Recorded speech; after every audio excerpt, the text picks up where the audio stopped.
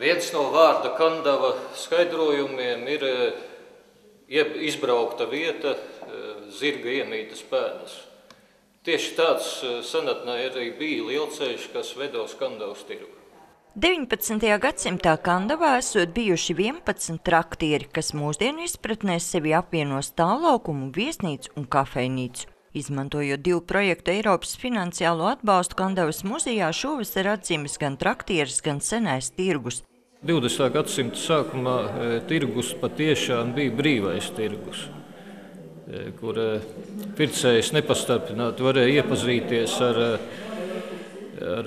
ar preci, preces kvalitāti un nepastarpināti vienoties par cenu ar pārdevēju vai ražotāju.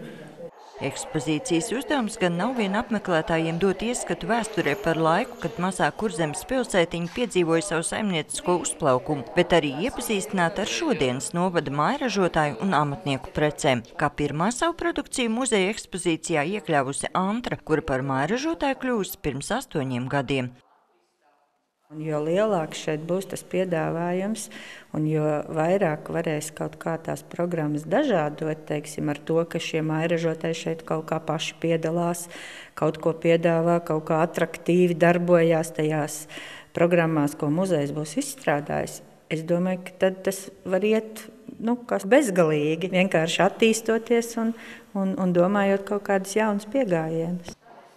Apzināts, ka mūsdienās Kandavas novadā ir ap 40 amatnieku un 10 mājražotāji. Vēsturiskā interjera bagātināšanai muzeja speciālisti aicina ziedot vai aizdot arī 19. gadsimta beigām un 20. gadsimta sākumam krogiem un viesnīcām raksturīgos priekšmetus. Sandra Leitāne, Andris Spāns, TV Spektrs.